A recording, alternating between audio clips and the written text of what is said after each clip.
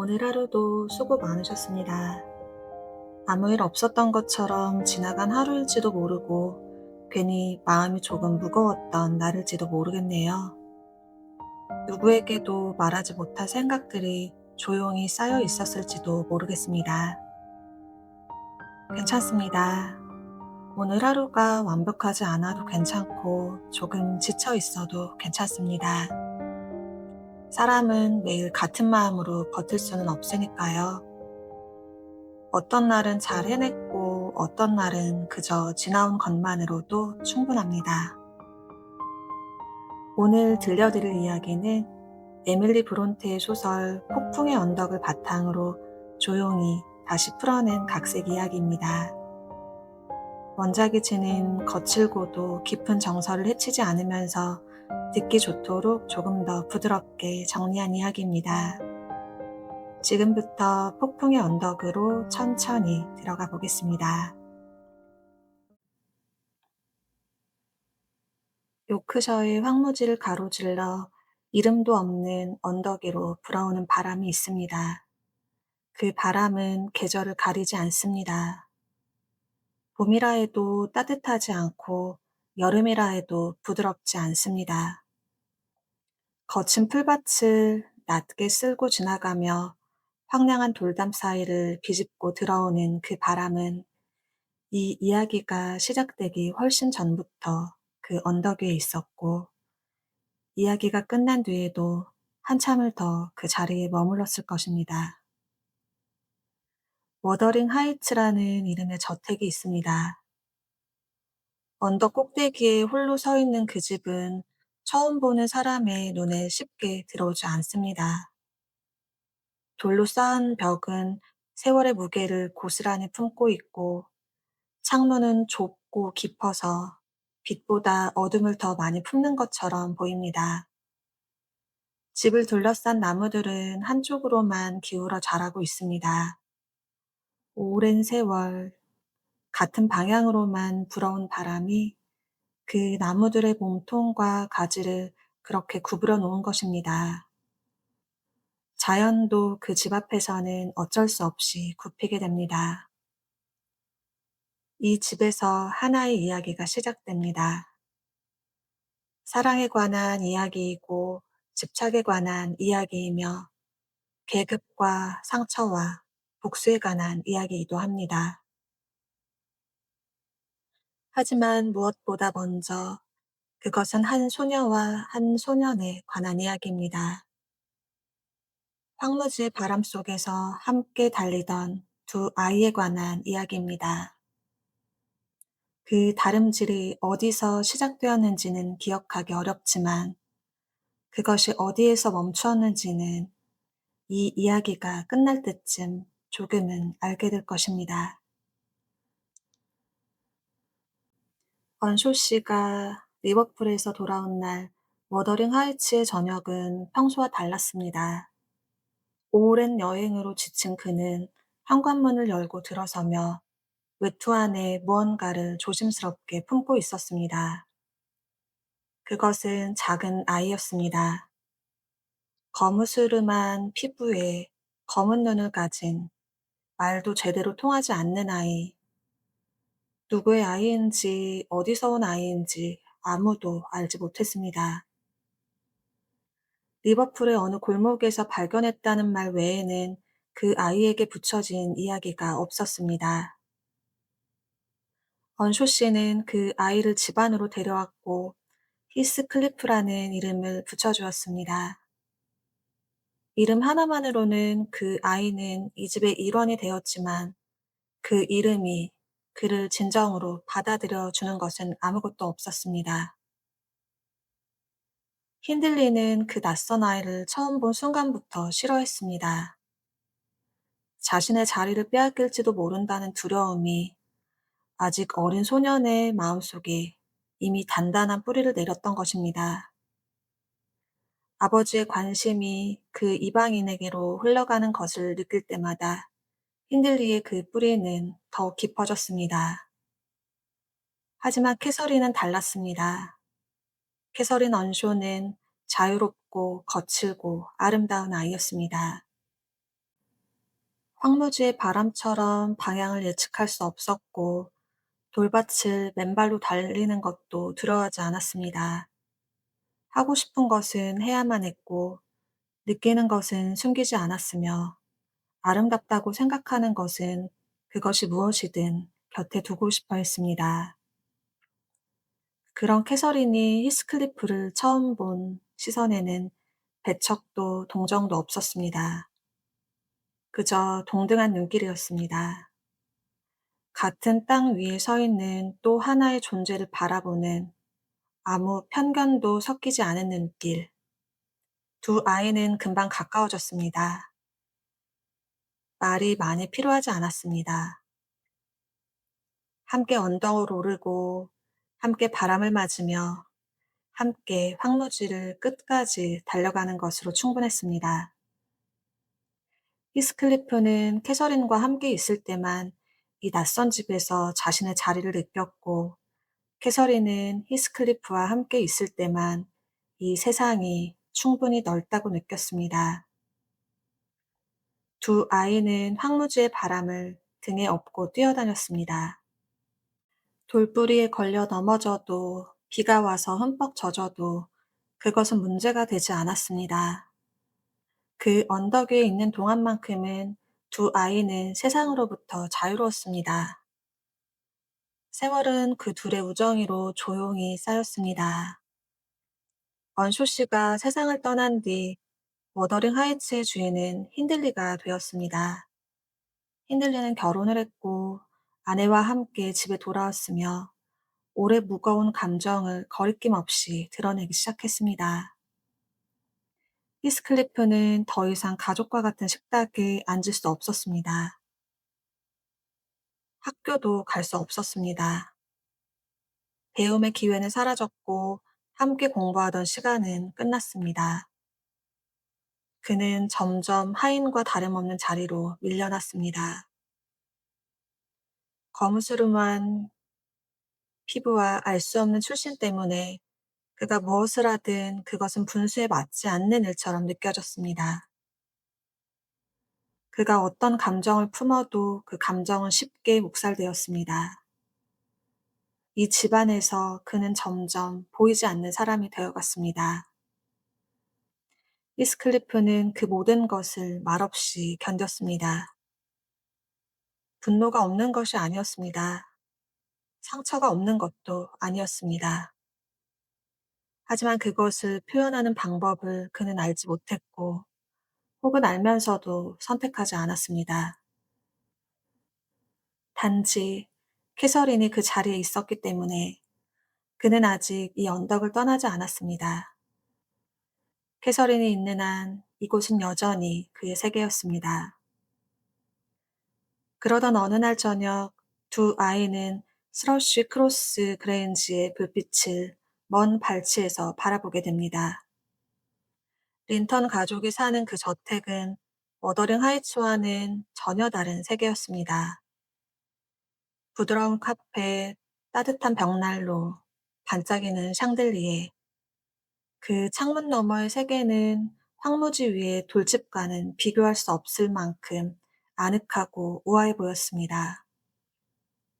히스클리프는 그 빛을 바라보면서 그 안에 자신이 있을 수 없다는 것을 어렴풋이 느꼈습니다. 하지만 그것이 무엇을 의미하는지는 아직 완전히 이해하지 못했습니다. 그날 밤 캐서린은 린턴가의 개에 물리는 작은 사고를 당하게 되고 그 인연으로 스러시 크로스 그레인지에 머물게 됩니다. 히스클리프는 그 자리에서 쫓겨났습니다. 계급이 달랐고 차림새가 달랐습니다. 그가 어떤 아이인지는 묻지 않았습니다. 그냥 들어올 수 없는 아이였습니다. 그는 어둠 속에서 돌아서서 걸었습니다. 워더링 하이츠로 향하는 길은 멀고 어두웠고 바람은 그날따라 차가웠습니다. 몇 주가 흘렀습니다. 캐서린이 워더링 하이츠로 돌아왔을 때 그날은 조금 달라져 있었습니다. 황무지의 바람에 단련된 야생의 소녀가 린턴가의 방식으로 부드럽게 다듬어져 있었습니다. 옷은 단정했고 손은 깨끗했으며 말씨는 차분해져 있었습니다. 웃음은 여전히 밝았지만 그 안에 새로운 무언가가 섞여 있었습니다. 더 넓은 세계를 본 사람의, 그 세계를 잊지 못하는 사람의 빛. 히스클리프는 그 변화를 말없이 바라보았습니다. 캐서린은 여전히 캐서린이지만 그녀는 이제 두 세계를 동시에 살기 시작하고 있었습니다. 하나는 히스클리프와 함께하는 황무지의 세계였고, 다른 하나는 에드거 린턴과 이어질 수 있는 저택의 세계였습니다. 두 세계는 서로 어울리지 않았습니다. 하지만 캐서린은 둘 다를 원했습니다. 그것이 가능한지 그 대가가 무엇인지는 아직 생각하지 않았습니다. 그 사이에서 히스클리프는 조용히 하지만 깊이 흔들리기 시작했습니다. 에드거 린턴은 금발에 밝은 눈을 가진 청년이었습니다. 교양 있고 온화했으며 사회가 요구하는 모든 조건을 갖추고 있었습니다. 집안이 좋았고 재산이 있었으며 성품도 나쁘지 않았습니다. 캐서린이 그에게 끌리는 것은 어쩌면 자연스러운 일이었을지도 모릅니다. 세상은 그런 사람을 향해 손을 내밀도록 여성을 가르쳤고, 캐서린은 그 가르침을 완전히 거부할 만큼 세상 밖에 있지는 않았습니다. 하지만 히스클리프는 그 자연스러움이 무엇을 의미하는지는 이미 알고 있었습니다.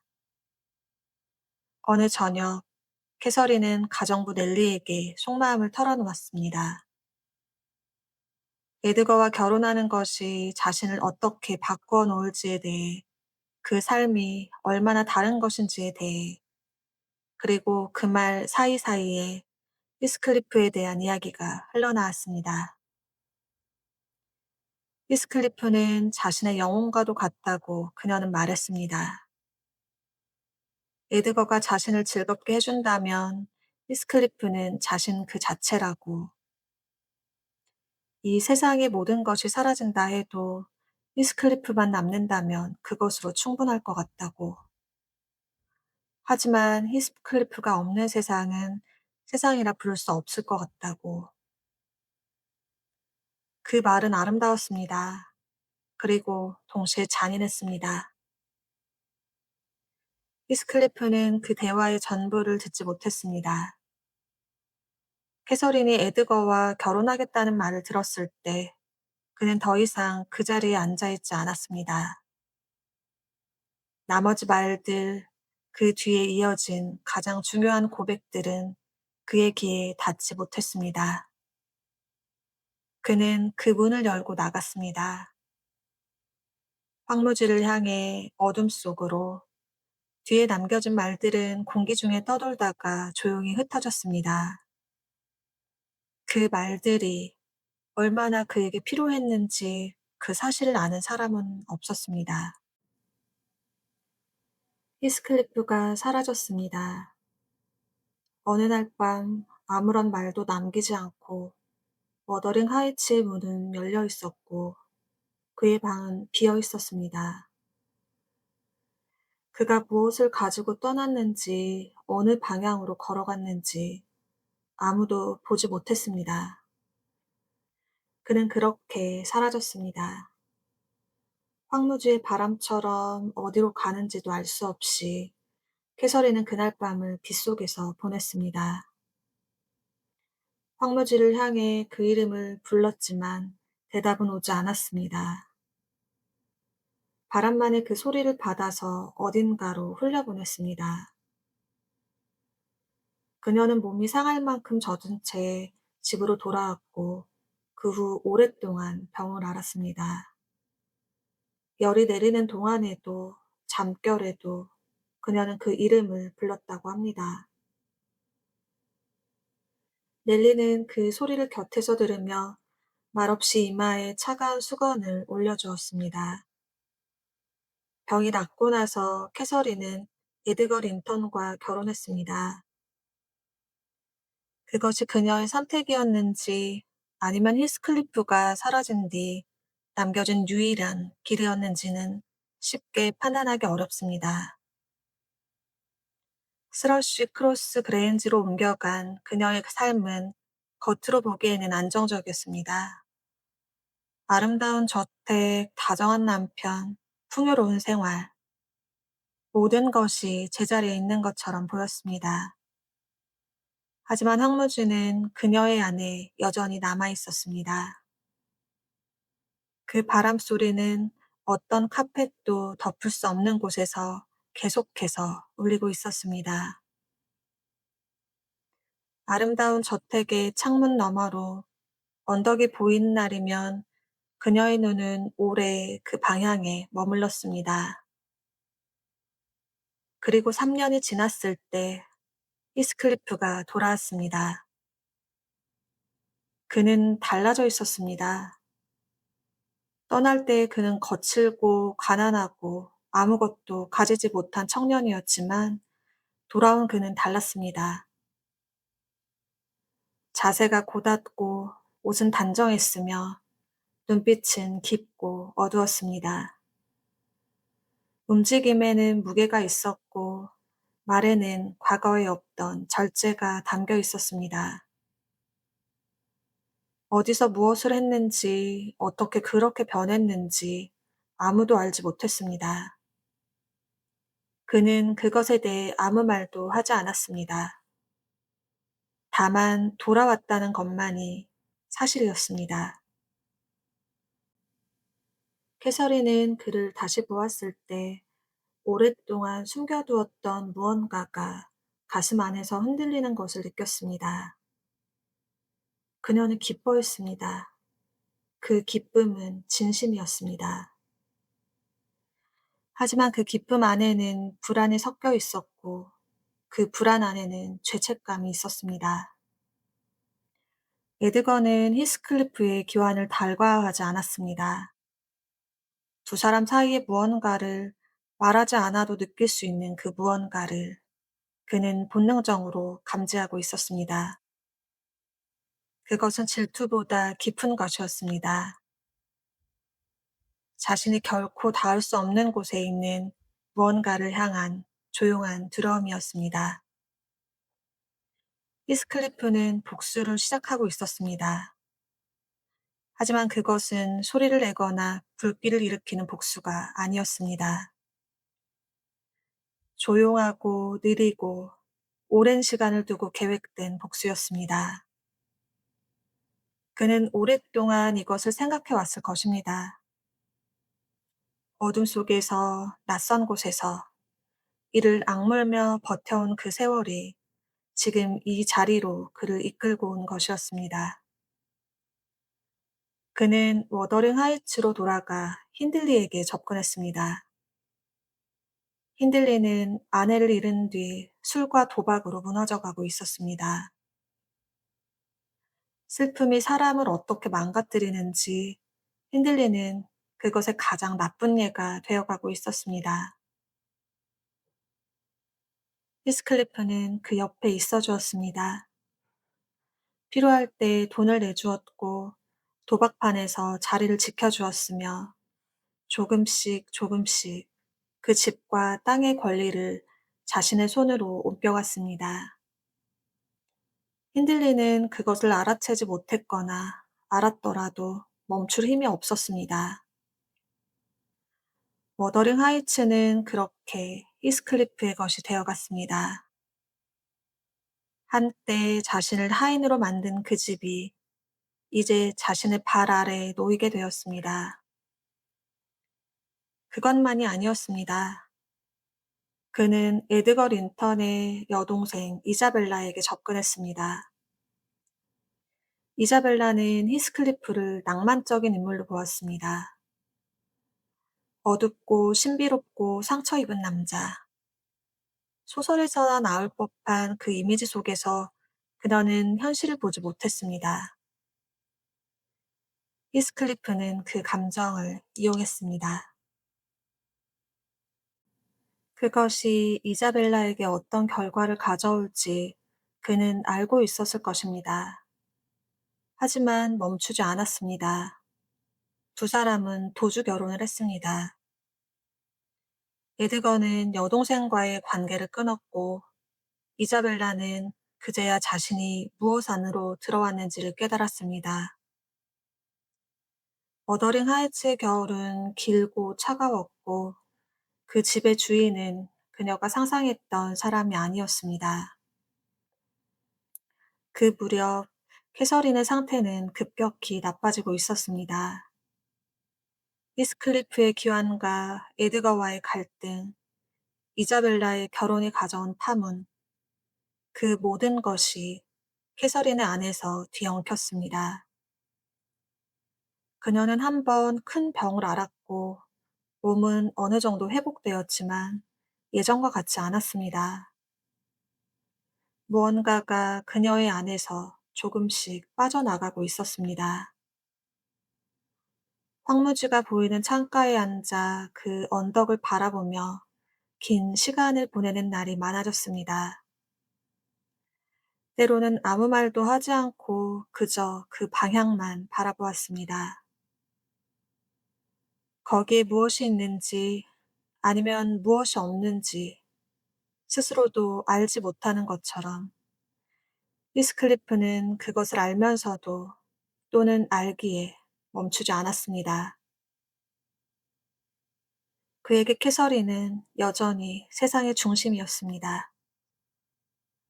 하지만 그 중심은 오래전에 자신을 떠났고 이제 그 중심을 지키는 일과 그 중심을 향한 분노 사이에서 그는 방향을 잃고 있었습니다. 사랑과 분노가 한 뿌리에서 자라고 있었고 그 뿌리는 깊고 오래되었습니다. 봄이 막 시작되려는 어느 날 밤, 히스클리프는 스러시 크로스 그레인지로 찾아왔습니다. 캐서린은 곧 아이를 낳을 예정이었고 몸은 지칠 대로 지쳐 있었습니다. 마음도 오래전부터 지쳐 있었습니다. 에드거는 그 만남을 원하지 않았지만 캐서린이 히스클리프를 원했습니다. 그것이 마지막이 될 수도 있다는 것을 어쩌면 캐서린은 이미 느끼고 있었을지도 모릅니다. 그래서 그는 들어올 수 있었습니다. 두 사람이 마주 섰을 때 방 안은 고요했습니다. 말이 오가기 전에 이미 그들 사이에 흐르는 것이 있었습니다. 오랜 세월이 쌓여온 것, 사랑과 원망과 그리움이 한데 엉킨 것, 그것을 말로 꺼내기에는 너무 크고 침묵으로 두기에는 너무 무거운 것이었습니다. 히스클리프는 그녀를 안았습니다. 캐서린은 그의 팔 안에서 울었습니다. 그 울음은 조용했습니다. 오랫동안 참아온 것이 천천히 새어 나오는 것처럼 그녀는 그에게 말했습니다.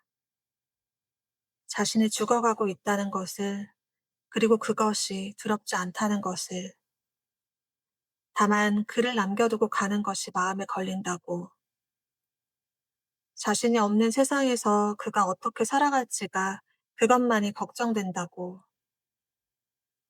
히스클리프는 그 말에 대해 분노했습니다. 조용하지만 깊은 분노였습니다. 그가 이 모든 것을 견뎌온 것은 그녀가 있었기 때문이었습니다.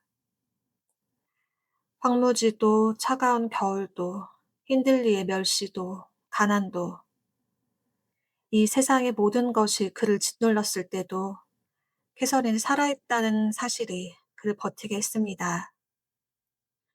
그런데 그녀는 지금 먼저 가려 하고 있었습니다. 그리고 그것에 대해 두렵지 않다고 말하고 있었습니다. 그 말이 그에게는 어떤 말보다도 잔인하게 느껴졌을 것입니다. 그는 그녀에게 말했습니다. 당신이 잊히지를 바라지 않는다고. 당신이 어디에 있든 나는 그것을 느끼며 살 것이라고. 당신이 이 세상을 떠난다 해도 나를 혼자 두고 가는 것이라는 것을 잊지 말라고. 그의 목소리에는 부드러움과 격렬함이 동시에 담겨 있었고, 캐서린은 눈을 감은 채 그 소리를 들었습니다.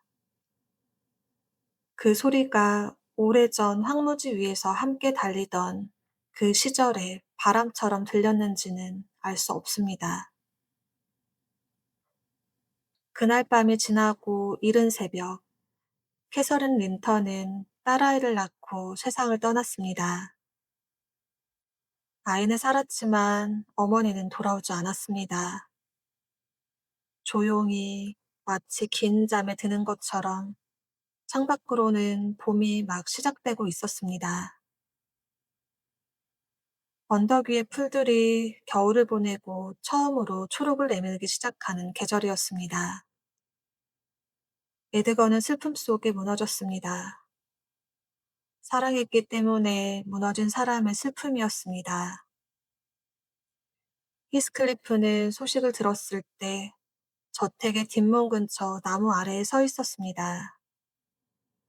그는 이마를 나무 껍질에 대고 한참을 그 자리에 있었습니다.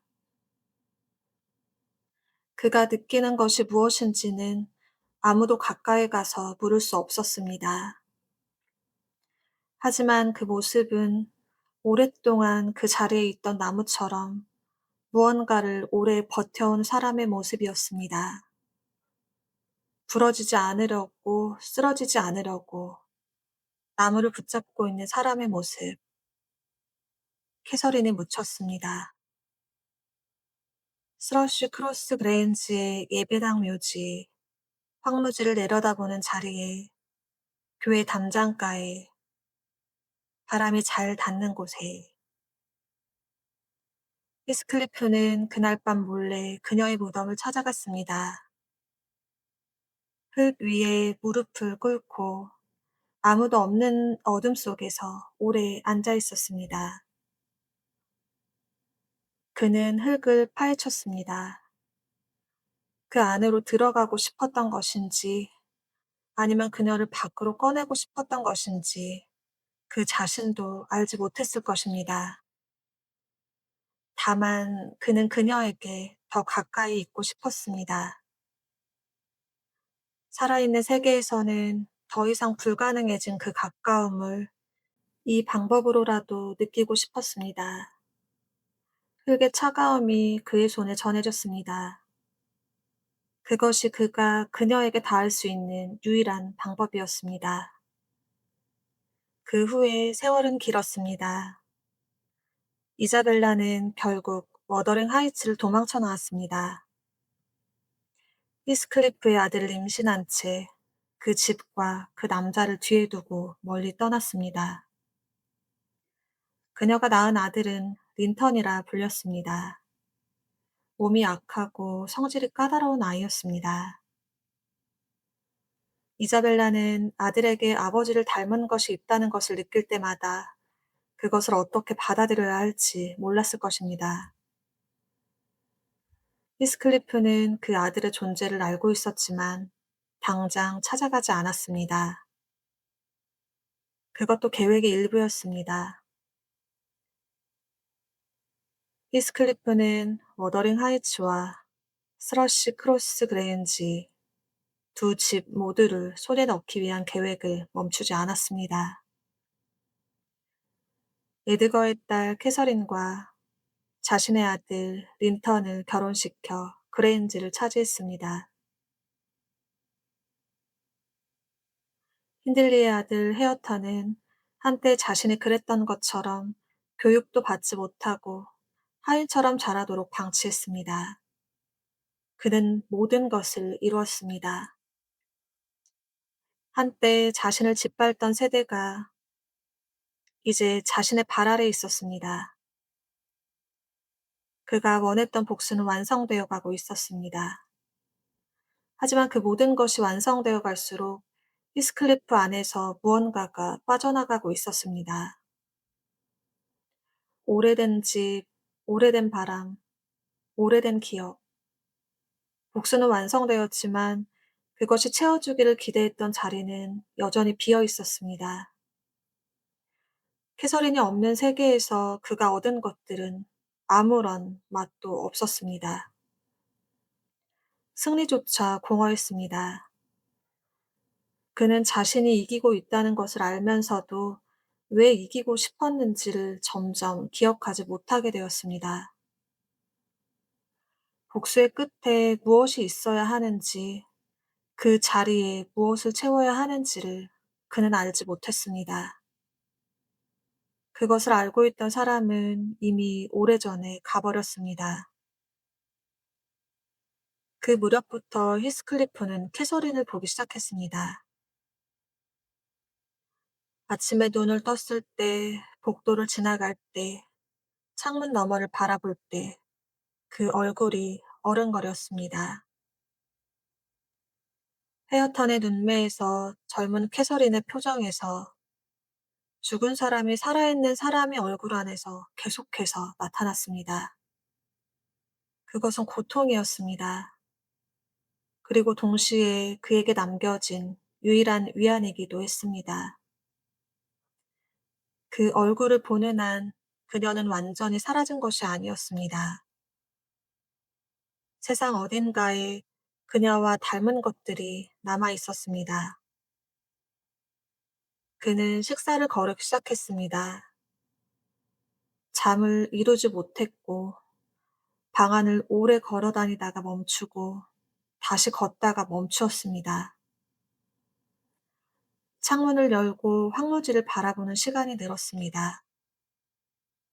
바람이 부는 방향을 오래 쫓았습니다. 델리에게 그는 말했습니다.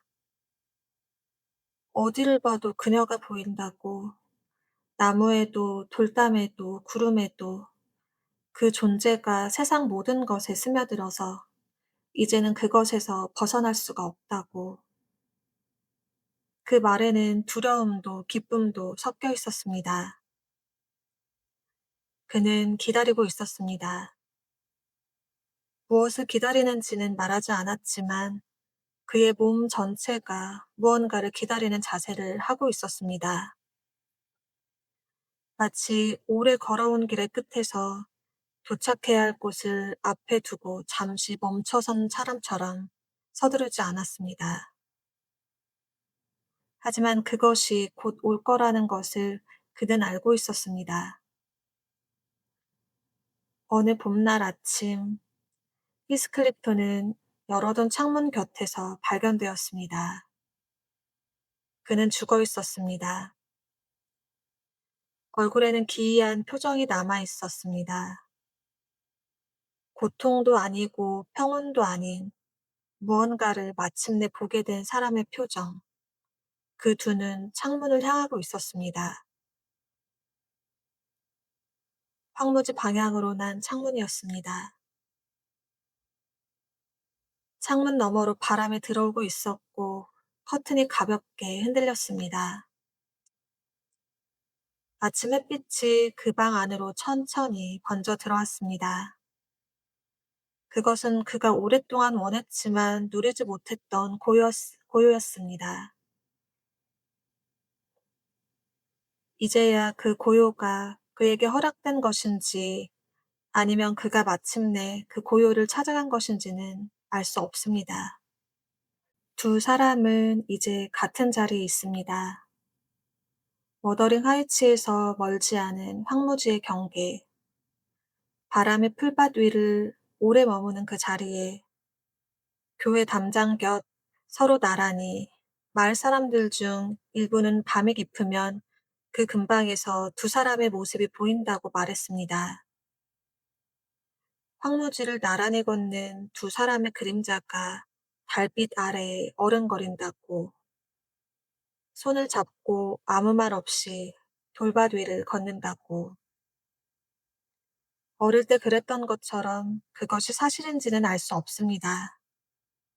하지만 황무지를 걷다 보면 바람이 유난히 오래 머무는 곳이 있습니다. 이유 없이 걸음이 느려지고 무언가를 기다리게 되는 곳, 그 자리에서는 오래된 이야기가 공기 속에 섞여 있는 것만 같습니다. 귀를 기울이면 들릴 것 같고, 눈을 크게 뜨면 보일 것 같은 그런 느낌. 히스클리프와 캐서린의 이야기는 거기서 끝나지 않았을지도 모릅니다. 다만, 이 세상의 언어로는 더 이상 닿을 수 없는 곳으로 넘어간 것일 수도 있습니다. 살아있는 동안 내내 놓치고 있었던 것을 이제서야 함께 걸으며 나누고 있는 것일 수도 있습니다. 황무지에 바람이 부는 한 그 무언가는 계속 그 자리에 있을 것입니다. 워더링 하이츠의 저녁이 내려앉습니다. 창문 하나가 천천히 어두워집니다. 나무들은 여전히 바람 부는 방향으로 기울어 있고, 돌담 위에는 오래된 이끼가 조용히 자리를 지킵니다. 먼 언덕에서 바람이 낮게 불어옵니다. 그 소리는 부드럽고 느리고 오래 머뭅니다. 서두르지 않는 소리입니다. 아주 오래전부터 그 자리에 있어 온 것처럼, 아주 오래 더 그 자리에 있을 것처럼 이제 눈을 감아도 좋습니다. 편안한 밤 되시길 바랍니다.